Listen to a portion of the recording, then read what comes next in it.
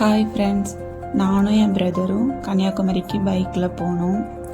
வெயில் ரொம்ப அதிகமாக இருந்தது.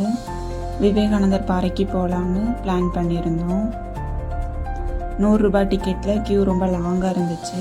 நாங்கள் 300 ரூபாய் டிக்கெட் எடுத்து பக்கத்தில் வந்துட்டோம்.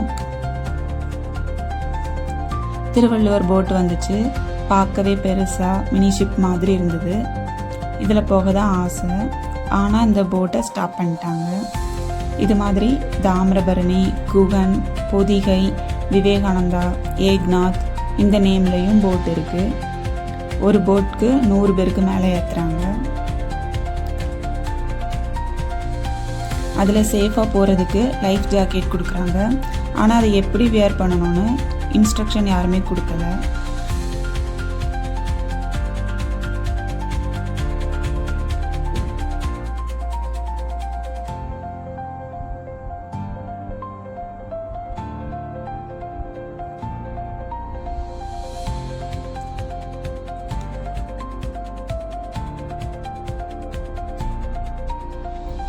விவேகானந்தா போட்டில் தான் நாங்கள் போக போகிறோம்.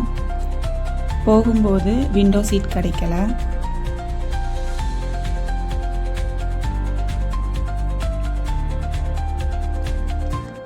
ஃபஸ்ட்டு விவேகானந்தா பாறைக்கு போகிறோம். இதில் லில்லி பாண்ட்லாம் வச்சுருந்தாங்க. உள்ள செப்பல் போட்டு போகக்கூடாது. கூல் ரூஃப் பெயிண்ட் பண்ணியிருந்தாங்க. அதில் நடந்தால் கால் சுடாது.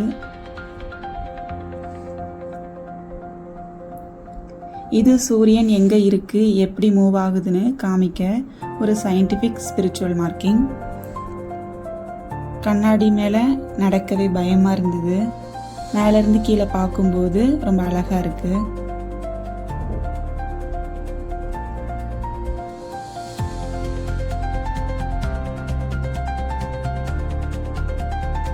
திருவள்ளுவர் சிலைக்கு போக உள்ள ஸ்டெப்ஸ் இருக்கு. பக்கத்தில் இருந்து பார்க்கும்போது ரொம்ப ஹைட்டாக இருக்கு. மண்டபம் உள்ள ஒரு அதிகாரத்துக்கு ஒரு குறள்னு மொத்தம் 133 திருக்குறள் பதிச்சிருக்காங்க. நாங்கள் ரிட்டர்ன் வந்ததும் விவேகானந்தர் போட்டில் தான். இப்போது விண்டோ சீட் கிடச்சிது. கடல் நடுவில் இருந்து இந்த வியூ பார்க்க ரொம்ப அழகாக இருக்குது.